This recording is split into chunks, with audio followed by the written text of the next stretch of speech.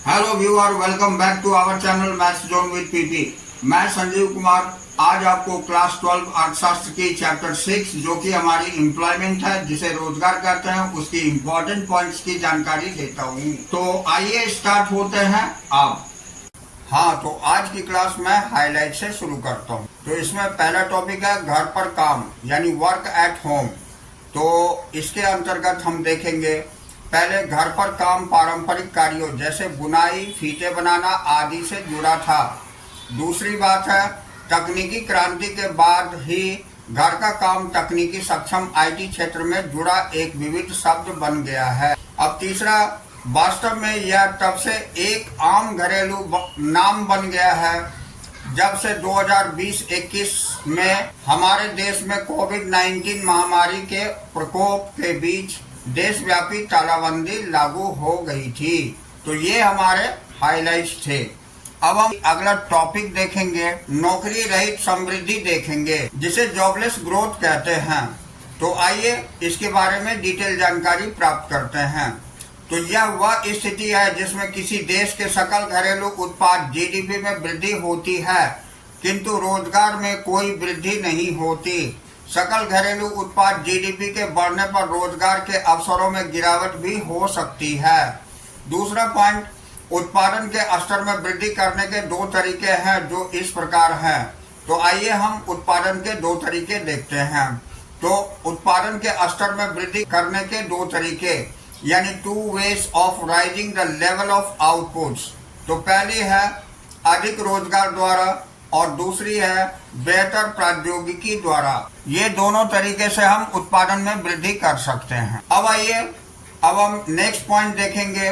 तो भारत जैसे देशों में जहां भीषण अनुपात में बेरोजगारी पाई जाती है, आर्थिक समृद्धि तभी अर्थपूर्ण सिद्ध होती है जब रोजगार के अवसरों में भारी वृद्धि होती है, जिससे कि निर्धनता का सामना किया जा सके। नेक्स्ट पॉइंट, दुर्भाग्यवश भारतीय अर्थव्यवस्था श्रम के रोजगार की अपेक्षा प्रौद्योगिकी यानी टेक्नोलॉजी द्वारा जीडीपी का सृजन कर रही है। यह नौकरी रहित समृद्धि यानी जॉबलेस ग्रोथ की स्थिति है। इसके कारण चिरकालीन बेरोजगारी यानी क्रोनिक अनएम्प्लॉयमेंट उत्पन्न होती है, भले ही सकल घरेलू उत्पाद जीडीपी में वृद्धि होती है। अब हम इसका हाइलाइट्स देखेंगे। तो हाइलाइट्स के अंतर्गत नौकरी रहित समृद्धि यानी जॉबलेस ग्रोथ हम देखते हैं। तो यह वह स्थिति होती है जिसके अंतर्गत अर्थव्यवस्था में नवीनतम प्रौद्योगिकी द्वारा उत्पादन का स्तर तो बढ़ता है किंतु रोजगार के अवसरों में कोई प्रत्यक्ष या उल्लेखनीय वृद्धि नहीं होती है। हमारी अगली टॉपिक है हम प्रौद्योगिकी पर अधिक तथा रोजगार पर कम निर्भर क्यों हैं। तो why are we relying more on technology and less on employment? तो इसमें पहला पॉइंट है हमारी समृद्धि की प्रक्रिया पर बहुराष्ट्रीय कंपनी एमएनसीज हावी हो रही है। इन कंपनियों की विशेषता यह है कि ये समृद्धि की उच्च दर को कुशल प्रौद्योगिकी यानी इफिशिएंट टेक्नोलॉजी के प्रयोग द्वारा प्राप्त करती है कि मानव शक्ति के अधिक प्रयोग द्वारा। अब हम अगला पॉइंट देखेंगे। तो इसका प्रत्यक्ष परिणाम यह निकलता है कि रोजगार के अवसरों में वृद्धि की अपेक्षा समृद्धि में वृद्धि बड़ी तेज गति से होती रही है। कुल मिलाकर यह नौकरी रहित समृद्धि यानी जॉबलेस ग्रोथ है। अब नेक्स्ट पॉइंट, इस भाग का अंत हम इस तथ्य के साथ करते हैं कि 1951 से 2000 की अवधि के दौरान जहां सकल घरेलू उत्पाद की वृद्धि 3.6% से बढ़कर 8% प्रतिवर्ष हो गई है, वहां रोजगार की वृद्धि दर 1.5% से घटकर 1% रह गई है। यानी कि जीडीपी बढ़ी है किंतु रोजगार में वृद्धि नहीं हुई है और ये घट गई है। अब हम चिंता की विषय देखेंगे यानी पॉइंट ऑफ कंसर्न। तो इन दोनों दरों में लगातार बढ़ रहा अंतर एक बड़े खतरे का संकेत है, विशेष रूप से उस देश के लिए जहां नौकरी रहित श्रम बल की संख्या चकित कर देने वाली हो। अब आगे हम देखते हैं। तो हमारा अगली टॉपिक है कार्यबल का अनियमितीकरण तथा अनौपचारिकरण यानी casualisation and informalisation of workforce. तो पहली पॉइंट इसमें हम देखेंगे अनियमितीकरण यानी कैजुअलाइजेशन।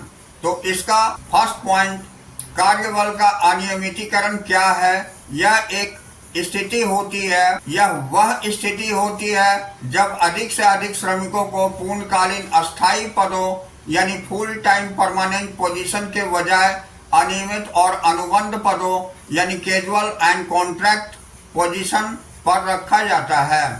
इसलिए कुल कार्यबल में अनियमित श्रमिकों यानी कैजुअली हायर्ड वर्कर्स के प्रतिशत में वृद्धि की प्रवृत्ति पाई जाती है। अब अनियमित और अनुबंधित श्रमिकों को किसी विशिष्ट कार्य को पूरा करने के लिए अल्प अवधि के लिए काम पर रखा जाता है।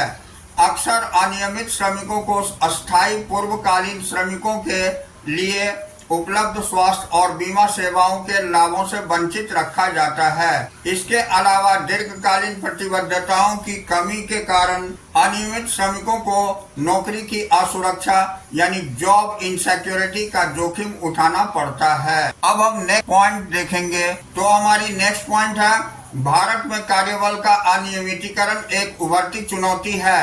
इस संबंध में कुछ महत्वपूर्ण अवलोकन इस प्रकार हैं। तो पहला हम देखते हैं, कुल कार्यबल में भाड़े पर लिए गए अनियमित श्रमिकों यानी कैजुअली हायर्ड वर्कर्स का प्रतिशत, जो कि 1972-73 में 23.2% था, 1983 में बढ़कर 28.9% तथा 1993-94 में ये बढ़कर के 31.8% हो गया। हालांकि 2011-12 में यह थोड़ा कम होकर 30% हो गया। 2017-18 में यह फिर कम होकर 25% हो गया। अब दूसरा पॉइंट, स्वनियोजित यानी सेल्फ एम्प्लॉयमेंट श्रमिकों की प्रतिशत, जो कि 1972-73 में 61.4% था, 1983 में घट करके यह 57.3% तथा 1993-94 में यह घटकर 54.6% रह गया। हालांकि 2011-12 में यह और अधिक घटकर 52% हो गया। 2017-18 में यह थोड़ा बढ़कर 52.2% हो गया। अब तीसरी पॉइंट, भाड़े पर लिए गए नियमित यानी रेगुलर श्रमिकों का प्रतिशत, तो 1972-73 में 1999-2000 तक निरंतर 15% के आसपास चला आ रहा है। 2011-12 में यह 18% तथा 2017-18 में 22.8% हो गया है। तो ये जानकारी थी भारत में कार्यबल के अनियमितीकरण से उभरती चुनौतियां। अब अगला पॉइंट, 2017-18 में कुल कार्यरत व्यक्तियों में से 3.7% व्यक्ति ठेका श्रमिक यानी कॉन्ट्रैक्ट वर्कर्स के रूप में नियुक्त थे। अब हम नेक्स्ट पॉइंट हम देखेंगे, अनियमितीकरण के बढ़ते प्रभाव के कारण, जिसे हम causes of increasing incidence of casualisation बोलते हैं। तो ये देखते हैं, भारत में अनियमितीकरण के बढ़ते प्रभाव के 5 मुख्य कारण इस प्रकार हैं। पहला कारण, स्वनियोजित कार्यबल का एक बहुत बड़ा भाग ग्रामीण क्षेत्रों में पाया जाता है। दूसरा, लोग अपने खेतों पर काम इसलिए नहीं करते क्योंकि वहां से उन्हें आय प्राप्त होती है या वे उत्पादन में अपना योगदान देते हैं, बल्कि इसलिए क्योंकि उनमें से अनेक को कोई गैर कृषि नॉन फार्म काम प्राप्त नहीं होता, जबकि वे स्थानांतरण माइग्रेशन करना चाहते हैं। अब हम तीसरा पॉइंट देखेंगे। तो हमारा तीसरा पॉइंट, वे अपने खेतों पर केवल दिखावे के लिए ही काम करते हैं, वास्तव में खेतों पर उनके लिए कोई काम नहीं होता, यानी वे छिपे बेरोजगार डिस्गाइज्ड अनएम्प्लॉयड होते हैं। चौथा पॉइंट, अवसरों से लाभ उठाने के उद्देश्य से ये सीमांत श्रमिक यानी मार्जिनल वर्कर्स शहरी क्षेत्रों की ओर प्रस्थान कर जाते हैं और प्रायः इसे अनियमित श्रमिकों या दैनिक मजदूरी वाले श्रमिकों डेली वेजर्स के रूप में काम प्राप्त हो जाता है। इन अकुशल श्रमिकों के कारण रोजगार का अनियमितीकरण होता है। अब हम पांचवा पॉइंट देखेंगे। पांचवा पॉइंट, शहरी क्षेत्रों में कुशल श्रमिकों स्किल्ड वर्कर को भी नियमित नौकरियां प्राप्त करने के लिए संघर्ष करना पड़ता है। यह अर्थव्यवस्था के सभी क्षेत्रों के मध्य व्यापक बेरोजगारी के कारण है। बेरोजगारी इतनी अधिक है कि श्रमिकों की सौदेबाजी की शक्ति, बार्गेनिंग पावर काफी कम हो जाती है। दूसरी ओर नियोक्ताओं यानी एम्प्लॉयर्स की सौदेबाजी की शक्ति बहुत अधिक है। वे नौकरी पर रखने या निकालने यानी हायर एंड फायर के सिद्धांत का अनुसरण करते हैं। तो ये हमारी थी औपचारिकीकरण। अब हम अगला पॉइंट देखेंगे जो कि हमारी अनौपचारिकीकरण है, जिसे इनफॉर्मलाइजेशन कहते हैं। तो रोजगार को ए औपचारिक क्षेत्र रोजगार तथा बी अनौपचारिक क्षेत्र रोजगार में वर्गीकृत किया जाता है। यानी इसे दो पार्ट में वर्गीकृत किया गया है, औपचारिक क्षेत्र रोजगार और अनौपचारिक क्षेत्र रोजगार। तो आइए हम औपचारिक क्षेत्र रोजगार के बारे में डिटेल जानकारी लेते हैं, जिसे फॉर्मल सेक्टर एम्प्लॉयमेंट भी कहते हैं। तो औपचारिक क्षेत्र से अभिप्राय अर्थव्यवस्था के संगठित क्षेत्र से है। इसमें वे सभी सरकारी विभाग, सार्वजनिक उद्यम तथा निजी उद्यम सम्मिलित किए जाते हैं जिनमें 10 या उससे अधिक श्रमिक कार्य करते हैं। संगठित क्षेत्र में काम करने वालों को औपचारिक श्रमिक यानी फॉर्मल वर्कर्स कहा जाता है। अब दूसरा हम देख रहे हैं अनौपचारिक क्षेत्र रोजगार, जिसे इनफॉर्मल सेक्टर एम्प्लॉयमेंट कहते हैं। तो अनौपचारिक क्षेत्र से अभिप्राय अर्थव्यवस्था के असंगठित क्षेत्र से है। इसमें वे सभी निजी उद्यम सम्मिलित होते हैं जिनमें 10 से कम श्रमिक कार्य करते हैं। इसके अतिरिक्त खेती-बाड़ी या स्वनियोजित जोखिमों उद्यमों को भी इसमें सम्मिलित किया जाता है। असंगठित क्षेत्र में काम करने वालों को अनौपचारिक श्रमिक यानी इनफॉर्मल वर्कर्स कहा जाता है। अब हम हाइलाइट्स देखेंगे। तो हाइलाइट्स के अंतर्गत महत्वपूर्ण यानी इम्पोर्टेंट। तो पहला पॉइंट, भारत में सार्वजनिक क्षेत्र औपचारिक क्षेत्र का सबसे बड़ा नियोक्ता रोजगार दाता है। दूसरी पॉइंट, 2012 में 30 मिलियन औपचारिक श्रमिकों में से लगभग 18 मिलियन श्रमिक सार्वजनिक क्षेत्र में कार्यरत थे। अब हम इसके अंतर्गत पॉइंट देखेंगे। तो रोजगार की हैसियत या स्थिति स्टेटस के दृष्टिकोण से औपचारिक तथा अनौपचारिक क्षेत्र या संगठित एवं असंगठित क्षेत्र में मूल अंतर यह है। पहली है, औपचारिक क्षेत्र के श्रमिक को सामाजिक सुरक्षा यानी सोशल सिक्योरिटी के लाभ जैसे भविष्य निधि, उपदान, ग्रेच्युटी, पेंशन आदि प्राप्त होते हैं, जबकि अनौपचारिक क्षेत्र के श्रमिकों को ये लाभ प्राप्त नहीं होते। दूसरी पॉइंट, अनौपचारिक क्षेत्र में काम करने वाले श्रमिकों के आर्थिक हित विभिन्न श्रम कानूनों यानी लेबर लॉस द्वारा सुरक्षित होते हैं, किंतु ऐसी कोई सुरक्षित कानून अनौपचारिक क्षेत्र के श्रमिकों के लिए नहीं होता, सिवाय न्यूनतम मजदूरी कानून के। अब हम तीसरी पॉइंट देखेंगे। तो अपने आर्थिक हितों को सुरक्षित करने के लिए औपचारिक क्षेत्र के श्रमिक श्रम संघ यानी ट्रेड यूनियंस बना सकते हैं, किंतु ऐसा कोई संघ अनौपचारिक क्षेत्र में नहीं पाया जाता है।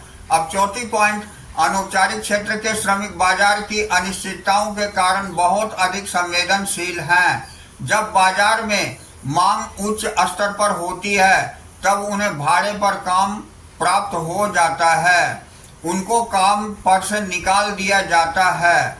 और जब बाजार में आर्थिक मंदी यानी इकोनॉमिक स्लोडाउन होती है। तो अब हम तालिका 6.4 में औपचारिक श्रमिक बनाम और अनौपचारिक श्रमिक का तुलना करेंगे, यानी formal workers versus informal workers. तो आइए अंतर का आधार हम यहाँ इस कॉलम में रखते हैं, यहाँ औपचारिक श्रमिक और यहाँ अनौपचारिक श्रमिक, यानी इस तरफ बेसिस ऑफ डिफरेंसेस है, यहाँ फॉर्मल वर्कर्स है और यहाँ इनफॉर्मल वर्कर्स। तो पहला हम देखते हैं काम की प्रकृति यानी नेचर ऑफ वर्क। तो अर्थव्यवस्था के संगठित क्षेत्र में काम करते हैं ये औपचारिक श्रमिक, जबकि अनौपचारिक श्रमिक अर्थव्यवस्था के असंगठित क्षेत्र में काम करते हैं। दूसरी पॉइंट, सामाजिक सुरक्षा लाभ के अधिकारी यानी entitlement of social security benefits. तो औपचारिक श्रमिक सामाजिक सुरक्षा के लाभों जैसे भविष्य निधि, उपदान और पेंशन आदि के अधिकारी होते हैं, जबकि अनौपचारिक श्रमिक इनमें कोई भी सामाजिक सुरक्षा का लाभ प्राप्त नहीं होता। अब तीसरी पॉइंट, श्रम संघ बनाने का अधिकार यानी right to form trade union ये श्रम संघ बना सकते हैं औपचारिक श्रमिक, किंतु अनौपचारिक श्रमिक श्रम संघ नहीं बना सकते। अब हम चौथी पॉइंट देखेंगे जो कि हमारी बाजार की अनिश्चितताओं के बदले सुरक्षा यानी protection against uncertainties of the market है। तो इसमें औपचारिक श्रमिक को बाजार की अनिश्चितताओं के बदले विभिन्न श्रम कानून इन्हें सुरक्षा यानी प्रोटेक्शन प्रदान करती है, जबकि अनौपचारिक श्रमिक कोई भी श्रम कानून इन्हें सुरक्षा प्रदान नहीं करता और इसलिए ये बाजार की अनिश्चितताओं से अधिक संवेदनशील है। तो ये हमने दोनों की कंपैरिजन देखा। अब हम मुख्य अंश यानी कि हाइलाइट्स देखते हैं। तो इसमें सारांश यह है कि औपचारिक श्रमिक नियमित रेगुलर श्रमिकों की भांति होते हैं और अनौपचारिक श्रमिक दैनिक मजदूरी वाले श्रमिक होते हैं। दूसरी पॉइंट, रोजगार की अनिश्चितताएं अनौपचारिक श्रमिक के लिए सदैव सिर पर मंडरा रहा एक खतरा होता है। तीसरी पॉइंट, एक अनौपचारिक श्रमिक एक अनियमित कैजुअल श्रमिक भी है। चौथी पॉइंट, अनौपचारिकीकरण अनियमितीकरण की जननी है। तो ये हम हाइलाइट्स में देखें। अब हम अगला टॉपिक जो हमारी भारत में कार्यबल का अनौपचारीकरण है यानी informalisation of workforce in India, तो इसके बारे में डिटेल जानकारी प्राप्त करते हैं। तो सबसे पहले इसका अर्थ यानी कि मीनिंग हम देखते हैं। तो कार्यबल के अनौपचारिकीकरण इनफॉर्मलाइजेशन से अभिप्राय एक ऐसी स्थिति से है जिसमें समय के साथ औपचारिक क्षेत्र में कार्यबल यानी वर्कफोर्स के प्रतिशत के घटने तथा अनौपचारिक क्षेत्र में बढ़ने की प्रवृत्ति पाई जाती है। अब दूसरा पॉइंट विकास यानी इवोल्यूशन देखेंगे। देखेंगे तो समाज के सामाजिक ढांचे यानी सोशलिस्टिक पैटर्न ऑफ सोसाइटी के अनुसार जिनकी रचना 1951 में विकास योजना के एक केंद्रीय लक्ष्य के रूप में की गई थी, समय के साथ औपचारिक क्षेत्र के रोजगार के स्तर में वृद्धि तथा अनौपचारिक क्षेत्र के रोजगार में कमी होनी चाहिए थी, किंतु भारतीय अर्थव्यवस्था में इसके विपरीत हुआ। ऐसा अनजाने में नहीं हुआ, यह परिणाम था उस विकास की रणनीति का जो 1991 में शुरू हुई। अब इसका हम मुख्य कारण यानी कि मेजर कॉज देखते हैं। तो सन 1991 में आरंभ की गई आर्थिक सुधारों की एक श्रृंखला उदारीकरण, निजीकरण तथा वैश्वीकरण की नीति के रूप में सामने आई। परिणाम स्वरूप नियंत्रित अर्थव्यवस्था कंट्रोल्ड इकोनॉमी बाजार अर्थव्यवस्था यानी मार्केट इकोनॉमी में तेजी से बदलने लगी। अब हम आगे देखेंगे परिवर्तन की इस प्रक्रिया में एक महत्वपूर्ण बदलाव श्रमिकों के अनौपचारिकीकरण यानी इनफॉर्मलाइजेशन ऑफ वर्कर्स की ओर हुआ। बाजार अर्थव्यवस्था तथा श्रमिकों की अनौपचारिकीकरण संभवतः एक सशक्त सह संबंध है। अनौपचारिकीकरण श्रम बाजार में मांग तथा पूर्ति की शक्तियों द्वारा संचालित होता है। अब हम नेक्स्ट पॉइंट आंकड़े यानी डेटा देखेंगे। तो वर्तमान समय में केवल 30 मिलियन श्रमिक अर्थात कुल कार्यबल 473 मिलियन श्रमिक का 6% औपचारिक क्षेत्र में तथा 94% अनौपचारिक क्षेत्र में कार्यरत हैं। अब इसी के अंतर्गत 30 मिलियन औपचारिक क्षेत्र के श्रमिकों में से केवल 6 मिलियन अर्थात 20% महिलाएं हैं। अब नेक्स्ट अनौपचारिक क्षेत्र में कार्यबल का 70% भाग पुरुष और 30% भाग महिलाएं हैं। अब हम इसका ग्राफ से थोड़ी सी जानकारी प्राप्त करेंगे। तो आइए हम देखते हैं। इसमें पुरुष को औपचारिक क्षेत्र और अनौपचारिक क्षेत्र को दिखाया गया है। तो इसमें पुरुष जो है ये ग्रे कलर से दिखाया गया है। तो औपचारिक क्षेत्र में पुरुषों की संख्या 24 दिखाई गई है, जबकि अनौपचारिक क्षेत्र में 310 है। और महिलाओं की संख्या औपचारिक क्षेत्र में जो कि पीले कलर से दिखाया गया है ये 6 है, जबकि इसमें ये 133 अनौपचारिक क्षेत्र में है। तो ये अनौपचारिक और औपचारिक क्षेत्र में श्रमिकों ये 2011-12 में ये सारे मिलियंस में दिखाया गया है, यानी ये 24 मिलियन और ये 6 मिलियन औपचारिक क्षेत्र में पुरुषों की संख्या 24 मिलियन और महिलाओं की संख्या 6 मिलियन, जबकि अनौपचारिक क्षेत्र में पुरुषों की संख्या 310 मिलियन और अनौपचारिक क्षेत्र में महिलाओं की संख्या 133 मिलियन थी। तो अब हम निहितार्थ यानी इम्प्लीकेशन देखेंगे। तो यह कार्यबल की उस बढ़ती हुई संवेदनशीलता का संकेत है जो बाजार अर्थव्यवस्था की अनिश्चितता के साथ मेल खाते हुए रोजगार अवसरों की अनिश्चितता के साथ जुड़ा है। अब हम आगे देखेंगे। कुछ समय से अंतर्राष्ट्रीय श्रम संगठन यानी इंटरनेशनल लेबर ऑर्गेनाइजेशन ILO के प्रयासों के फलस्वरूप भारत सरकार ने अनौपचारिक क्षेत्र के आधुनिकीकरण और इस क्षेत्र के श्रमिकों के लिए सामाजिक सुरक्षा लाभों का प्रावधान किया है। अब हम इसके हाइलाइट्स देखेंगे। तो पहली पॉइंट है, अर्थव्यवस्था में 44 करोड़ श्रमिकों को अनौपचारिक या असंगठित क्षेत्र में काम पर लगे होना उसके कार्यबल की उस बढ़ती हुई संवेदनशीलता का संकेत है जो बाजार की अनिश्चितताओं के साथ मेल खाते हुए रोजगार की अनिश्चितताओं के साथ जुड़ा है। दूसरी पॉइंट है, यह कोई आश्चर्य की बात नहीं कि अनौपचारिकीकरण निर्धनता को बढ़ावा देता है तथा सामाजिक सुव्यवस्था का विखंडन करता है। अहमदाबाद में कपड़े की मिलों को अब बंद होना, ये 1.5 लाख श्रमिकों को रोजगार देने वाला संगठित क्षेत्र हुआ। परिणाम स्वरूप सांप्रदायिक दंगों का छिड़ जाना इस दावे को प्रमाणित करता है। अब अगला पॉइंट, एक अध्ययन के अनुसार जब मिल में काम करने वाले श्रमिक बेरोजगार हो जाते हैं तब उनके परिवार अनियमित नौकरियां करने पर विवश हो जाते हैं और उनमें से कई तो अपने आर्थिक कठिनाइयों के अंतिम समाधान हेतु आत्महत्या का मार्ग अपनाते हैं। तो ये थी हमारी हाइलाइट्स। अब हम अगला टॉपिक जो हमारी बेरोजगारी है इसे देखेंगे, यानी अनएम्प्लॉयमेंट। तो इसमें फर्स्ट पॉइंट, बेरोजगारी से अभिप्राय ऐसी स्थिति से है जिसमें उन सभी लोगों को काम नहीं मिलता है जो प्रचलित मजदूरी दर पर काम करने के इच्छुक होते हैं तथा काम करने के योग्य होते हैं। यहाँ पर ध्यान देने की आवश्यकता है कि ऐसे लोगों को बेरोजगार नहीं माना जाता जो प्रचलित मजदूरी दर पर काम करने के इच्छुक नहीं होते हैं। अब यहाँ हाइलाइट्स देखेंगे। तो यहाँ बेरोजगारी के आंकड़ों का स्रोत यानी डेटा सोर्स फॉर अनएम्प्लॉयमेंट है, इसके बारे में जानकारी प्राप्त करेंगे।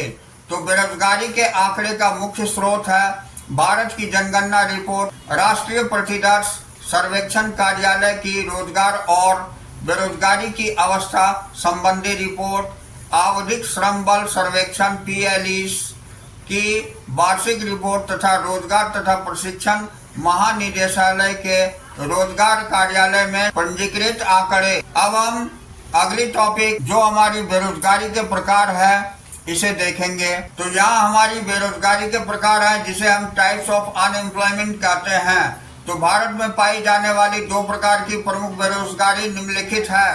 पहली होती है अदृश्य यानी प्रचंड बेरोजगारी।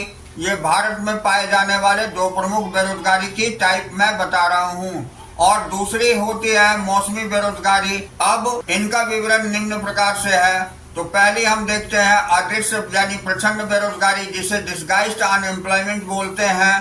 तो अदृश्य बेरोजगारी वह स्थिति है जिसमें किसी कार्य को करने के लिए जितने श्रमिकों की आवश्यकता होती है उससे अधिक श्रमिक काम पर लगे हुए होते हैं। यदि कुछ श्रमिकों को काम पर से हटा दिया जाए तो कुल उत्पादन में कमी नहीं होगी। नीचे दिया गया उदाहरण इस स्थिति को स्पष्ट करता है। अब मान लीजिए कि किसी खेत पर खेती करने का काम केवल 2 श्रमिक अच्छी तरह कर सकते हैं, परंतु यदि उसी खेत पर वास्तव में 5 श्रमिक लगे हुए हों तो 3 श्रमिक अदृश्य बेरोजगारी को व्यक्त करते हैं। भारतीय कृषि में अदृश्य बेरोजगारी व्याप्त है। अब हम आगे देखते हैं अदृश्य बेरोजगारी के 3 मुख्य कारण निम्नलिखित हैं। तो पहला कारण है संयुक्त परिवार प्रणाली के कारण। खेती करने वाले परिवार निरंतर अपनी पारिवारिक भूमि पर खेती के काम में ही लगे रहते हैं, भले ही वास्तव में काम करने वाले श्रमिकों की संख्या उनकी आवश्यकता से ज्यादा होती है। दूसरी बात कि परिवार के आकार के बढ़ने पर प्रति व्यक्ति मिलने की वाली जोतों का आकार निरंतर ही कम होता जाता है।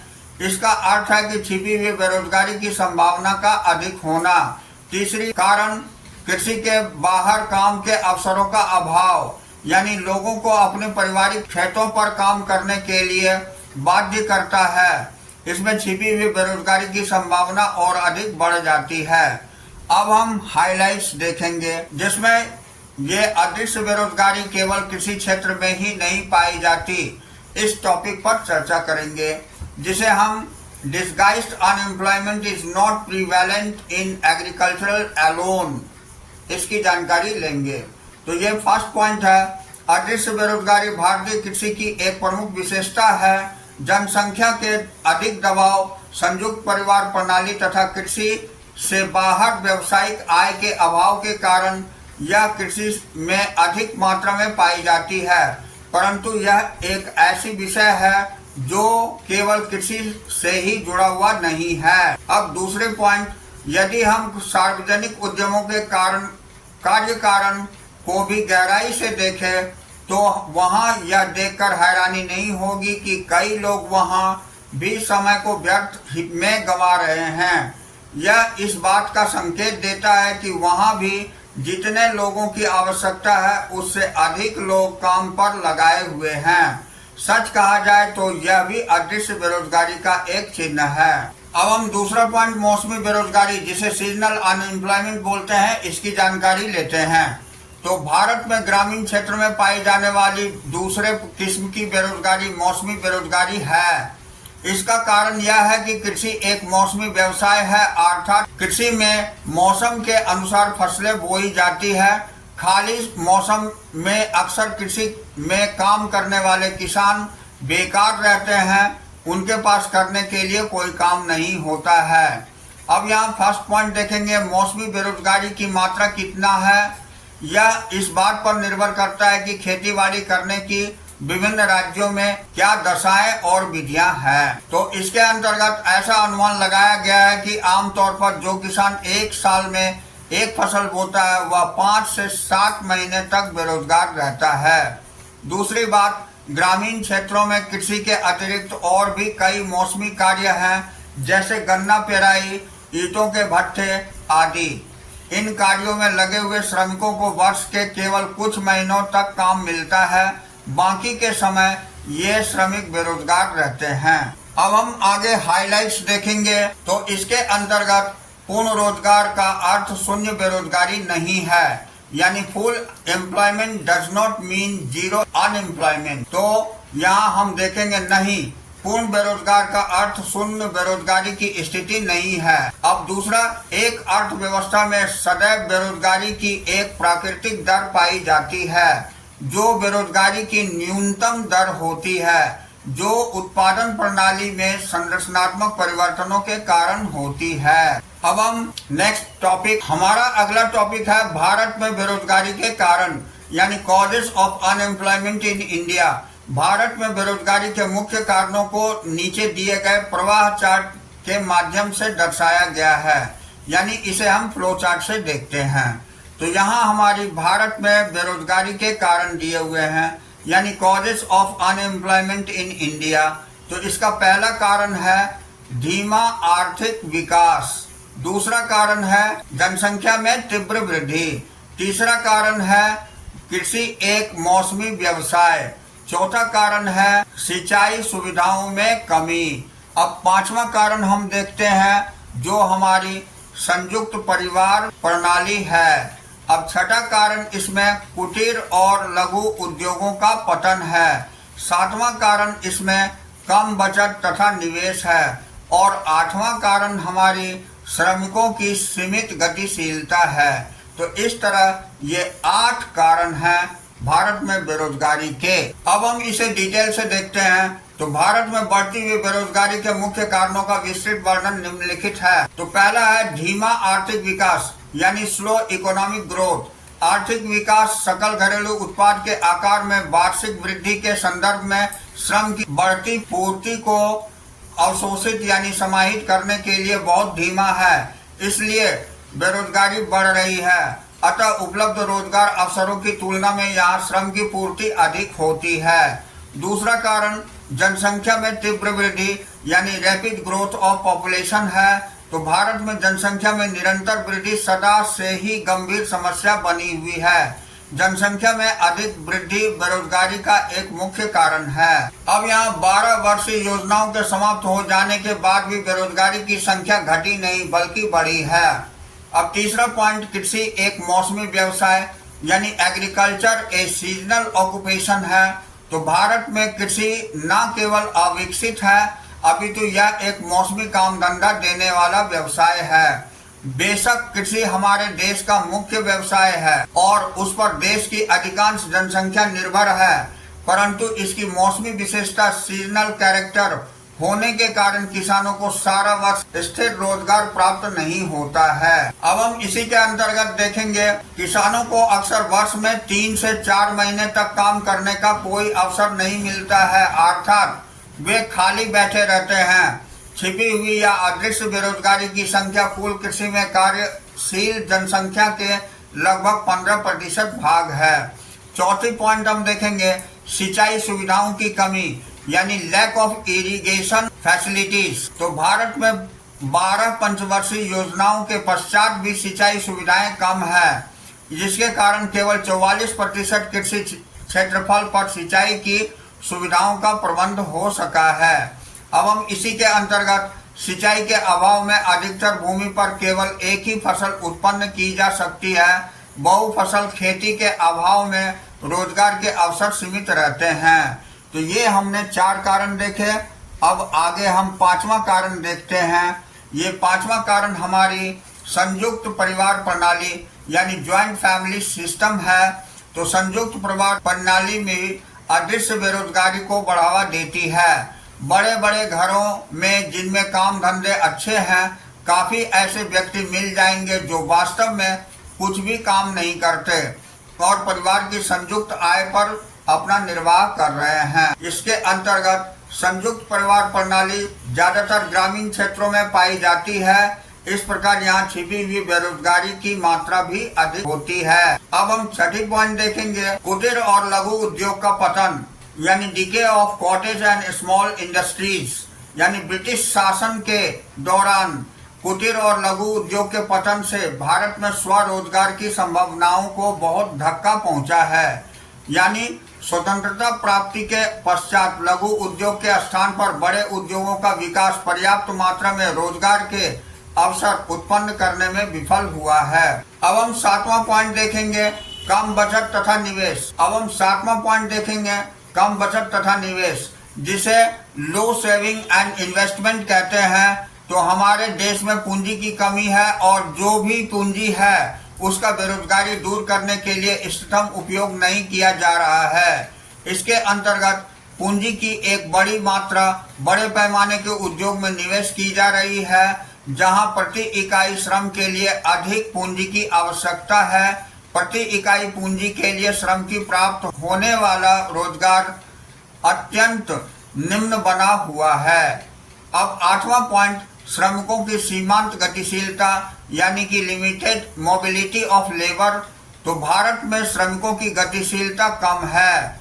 कई पारिवारिक और सामाजिक बंधनों के कारण लोग दूर स्थानों पर जाने के लिए तैयार नहीं, जबकि वहां रोजगार उपलब्ध होता है। अब इसी के अंतर्गत विभिन्न राज्यों में भाषा, धर्म, जलवायु, रीति रिवाज आदि भी श्रमिकों की गतिशीलता में रुकावट बन जाती है। श्रम की गतिहीनता बेरोजगारी की मात्रा को और भी बढ़ाती है। अब हम संक्षेप में देखेंगे, तो संक्षेप में जहाँ धीमी आर्थिक समृद्धि दर सीमित रोजगार अवसरों का सृजन करती है, वहाँ जनसंख्या वृद्धि की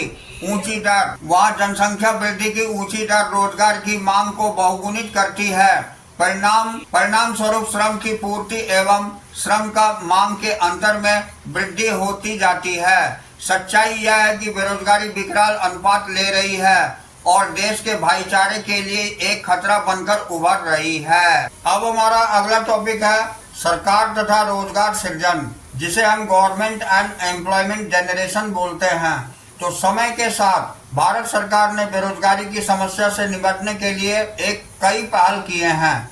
उनमें से कुछ नीतियां और कार्यक्रम निम्नलिखित है। तो इसमें तालिका 6.5 में हम देखेंगे मौजूदा रोजगार सृजन प्रोग्राम यानी कार्यक्रम, एग्जिस्टिंग एम्प्लॉयमेंट जनरेशन प्रोग्राम्स। तो आइए इसके बारे में डिटेल जानकारी प्राप्त करते हैं। तो पहला है मौजूदा कार्यक्रम जो वर्तमान में गैर सक्रिय यानी existing programs presently non active है।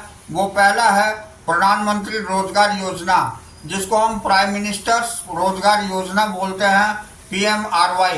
ये 1993 में आरंभ हुआ। यह एक पहला कार्यक्रम था जिसका उद्देश्य शहरी क्षेत्रों में शिक्षित बेरोजगार युवाओं के लिए रोजगार सृजित करना था।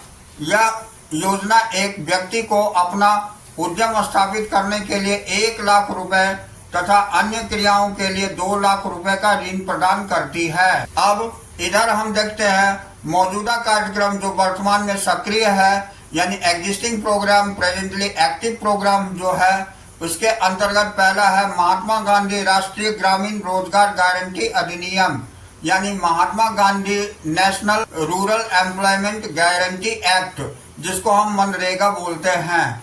तो इसका आरंभ 2005 में हुआ था। इस अधिनियम के अंतर्गत वे सभी व्यक्ति जो न्यूनतम मजदूरी दर पर काम करने के इच्छुक हैं, उन्हें 100 दिनों का न्यूनतम अवधि के लिए रोजगार दिया जाएगा।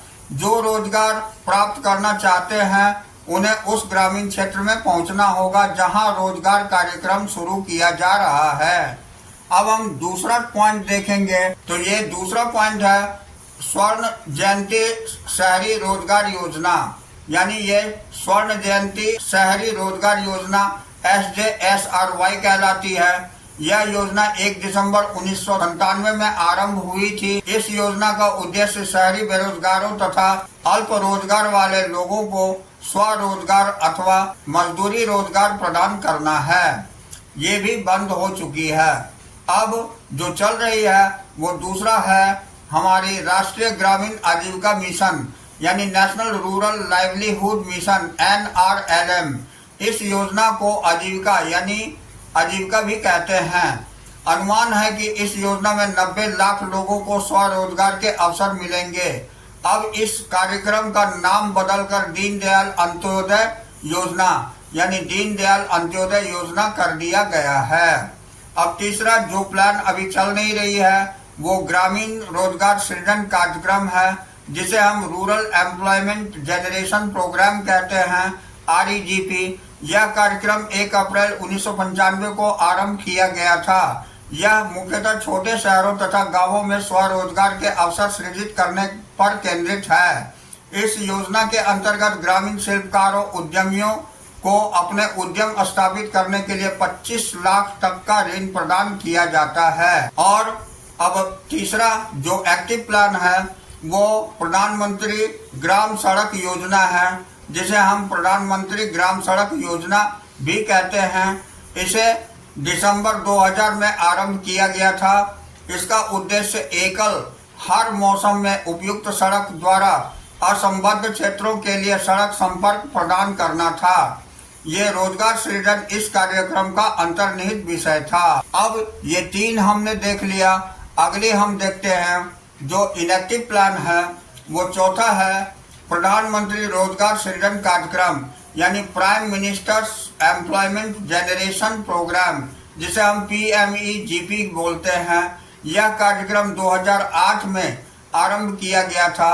इस कार्यक्रम का लक्ष्य विनिर्माण उद्यम स्थापित करने के लिए 25 लाख तथा सेवा क्षेत्र में उद्यम स्थापित करने के लिए 10 लाख रुपए की सहायता देना है। तो इस तरह हमने 4 देखे जो अभी इनेक्टिव प्लान है।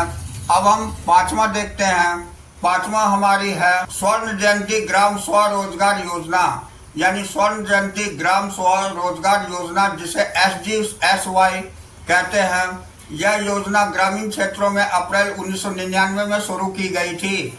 इस योजना के अंतर्गत ग्रामीण क्षेत्रों में भारी संख्या में छोटे छोटे उद्यमियों की स्थापना की जाती थी। तो ये भी इनेक्टिव प्लान है, यानी 5 इनेक्टिव प्लान है और 3 ही एक्टिव प्लान है सरकार की, जो कि हमारे देश में चल रही है। अब आइए अगला टॉपिक हम देखते हैं जो हमारी सरकार द्वारा हाल ही में शुरू की गई कुछ पहल है, जिसे हम some recent initiatives by the government बोलते हैं। तो इसमें पहला है आत्मनिर्भर भारत रोजगार योजना। तो ये आत्मनिर्भर भारत रोजगार योजना जो ABRY कहलाती है, ये 2020 में शुरू की गई। यह योजना नियोजकों को एक नए रोजगार के सृजन तथा कोविड-19 महामारी के दौरान रोजगार की हानि के पुनः स्थापन के लिए प्रोत्साहित करने के लिए बनाई गई थी। अब दूसरा है प्रधानमंत्री रोजगार प्रोत्साहन योजना, जिसे हम प्रधानमंत्री रोजगार प्रोत्साहन योजना भी कहते हैं, जो PMRPY कहलाती है। यह योजना 1 अप्रैल 2016 को शुरू की गई थी। ABRY की तरह यह योजना भी नए रोजगार के अवसरों के सृजन के लिए नियोजकों को प्रोत्साहित करने के लिए बनाई गई थी। अब इसी के अंतर्गत हम देखते हैं, हालांकि इस कार्यक्रम में सरकार को रोजगार के पहले 3 वर्षों के लिए नियोजकों के EPS अंशदान यानी 12% का भार वहन करना था। उल्लेखनीय है कि यह योजना केवल अर्धकुशल और अकुशल श्रमिकों को शामिल करने के लिए थी। अब दूसरी है 31 मार्च 2019 तक पंजीकृत लाभार्थियों को इस योजना के तहत पंजीकरण की तारीख से 3 वर्षों तक अर्थात मार्च 2022 तक लाभ मिलता रहा। अब नेक्स्ट है प्रधानमंत्री गरीब कल्याण रोजगार अभियान, जिसे हम प्रधानमंत्री गरीब कल्याण रोजगार अभियान भी बोलते हैं, जो PMGKRA बोला जाता है। यह प्रधानमंत्री द्वारा 20 जून 2020 को शुरू किया गया 125 दिन का अभियान था।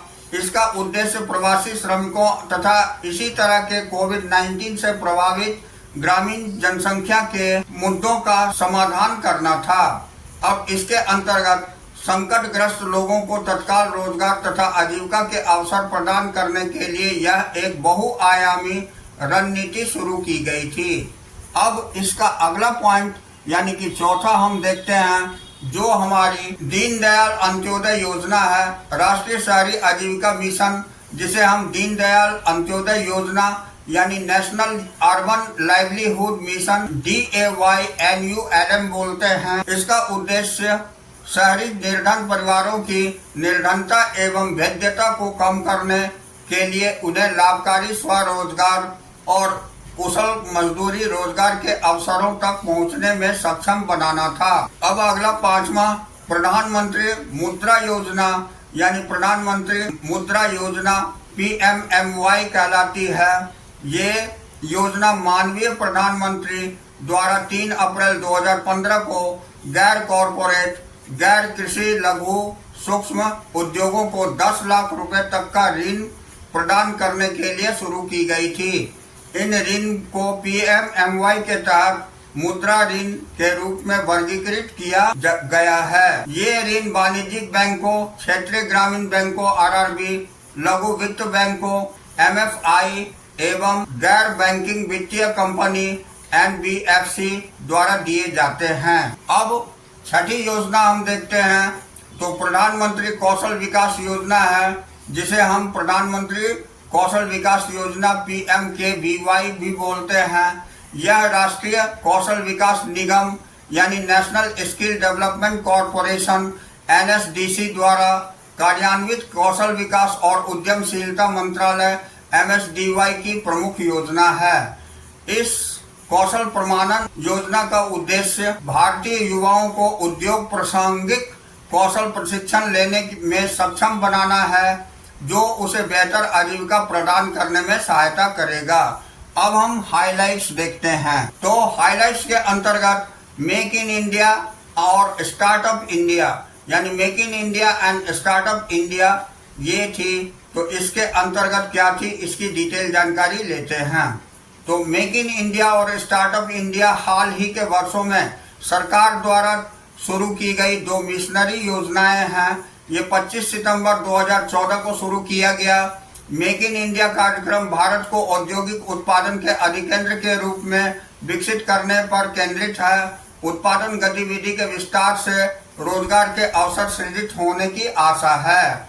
दूसरा, स्टार्टअप इंडिया देश में उद्यमशीलता कौशल का पता लगाने के लिए सरकार द्वारा एक प्रमुख पहल है। इसमें स्वरोजगार के अवसर सृजित होने की पूरी आशा है और परिणाम स्वरूप दूसरे के लिए रोजगार के अवसर सृजित होंगे। तो ये दो थी जो स्किल इंडिया और स्टार्टअप इंडिया कहलाती है। अब हम रोजगार सृजन में सरकार की भूमिका देखते हैं, जिसे role of government in employment generation बोलते हैं। तो इसका पहला पॉइंट, केंद्रीय एवं राज्य स्तरों की सरकारों ने रोजगार अवसरों में सृजन में प्रत्यक्ष और अप्रत्यक्ष रूप से महत्वपूर्ण भूमिका निभाई है। दूसरा है, सरकार इंडियन ऑयल कॉरपोरेशन IOC तथा ऑयल एवं नेचुरल गैस कॉरपोरेशन ONGC जैसे प्रत्यक्ष रूप से सार्वजनिक क्षेत्र में उद्यमों में लोगों को रोजगार देकर रोजगार का सृजन करती है।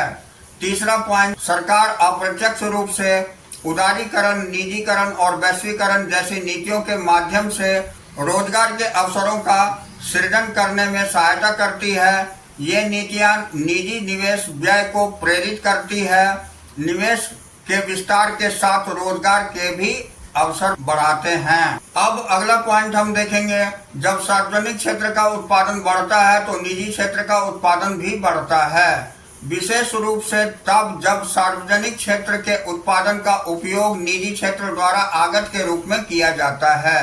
अब अगला पॉइंट, उत्पादन में वृद्धि से रोजगार की वृद्धि होती है। यह सरकार द्वारा अप्रत्यक्ष रूप से रोजगार के अवसर सृजित करने का एक अन्य तरीका है। तो इस तरह हम यहाँ इस चैप्टर की पूरी जानकारी लिए। अब हम लोग अगले दिन अगली चैप्टर में फिर मिलेंगे। तो that's all for today. We will meet again on the next class.